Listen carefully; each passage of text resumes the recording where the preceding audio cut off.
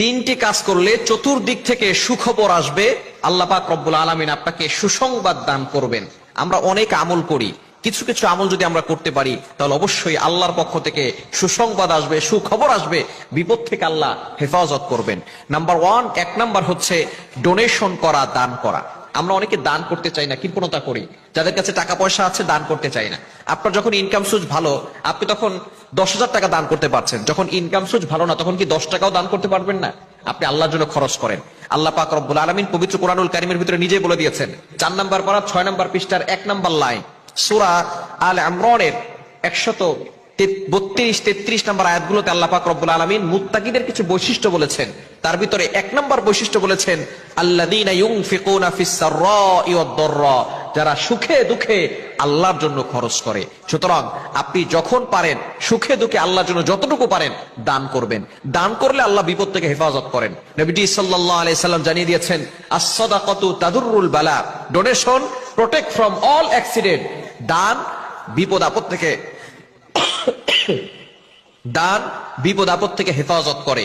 এবং শুধু তাই নয়, যদি কোনো বান্দার উপরে আল্লাহ তাআলা রাগান্বিত হয়ে যান, আস-সাদাকাতু তুতফিউ গাদাবার রাব্বি ওয়া তাদফাউ মিতাতাস সু, ওই বান্দা যদি আল্লাহর জন্য ডোনেশন করে, আল্লাহ পাক রব্বুল আলামিন সাথে সাথে ওই বান্দার প্রতি খুশি হয়ে যান, সন্তুষ্ট হয়ে যান। দান করলে জীবনে বরকত আসে, বিপদ আপদ থেকে হেফাজত করেন, আল্লাহ তাআলা সুসংবাদ দান করেন। 2 নাম্বার হচ্ছে আপনি ইস্তেগফার বেশি বেশি পড়বেন, ক্ষমা প্রার্থনা আল্লাহর কাছে বেশি বেশি করবেন। আপনি হাঁটতেছেন চলছেন, বলবেন আস্তাগফিরুল্লাহ আস্তাগফিরুল্লাহ। এবং একটু বড় যদি পড়তে চান, আস্তাগফিরুল্লাহ রাব্বি মিন কুল্লি যামবি ওয়া আতুবু ইলাইহি লা হাওলা ওয়ালা কুওয়াতা ইল্লা বিল্লাহিল আলিয়্যিল আযীম, এটাও পড়তে পারেন। যদি কষ্ট হয় তাহলে শুধু আস্তাগফিরুল্লাহ আস্তাগফিরুল্লাহ আস্তাগফিরুল্লাহ এটা বেশি বেশি পড়বেন, কারণ ইস্তেগফারের অনেক ফজিলত রয়েছে। আল্লাহ নিজে বলে দিয়েছেন 29 নম্বর পারার 12 নম্বর পৃষ্ঠার 10, 11, 12 নম্বর লাইনগুলোতে, সূরাতুন নূহের 9, 10, 11, 12 নম্বর লাইনগুলোতে, আয়াতগুলোতে আল্লাহ পাক রব্বুল আলামিন জানিয়ে দিয়েছেন, ফাকুল তুস্তাগফিরু রাব্বাকুম ইন্নাহু কানা গফফারা ইউরসিলিস সামাআ আলাইকুম মিদরারা ওয়া ইউমদিদুকুম বিআমওয়াল ওয়া বানিনা ওয়া ইয়াজআল লাকুম জান্নাতিন ওয়া ইয়াজআল লাকুম আনহারা। যারা ইস্তেগফার করবে আল্লাহ পাক রব্বুল আলামিন তাদের গুনাহ ক্ষমা করে দিবেন। সন্তান হচ্ছে না, সন্তানের ব্যবস্থা করবেন। সম্পদ নাই, সম্পদ দিয়ে দিবেন।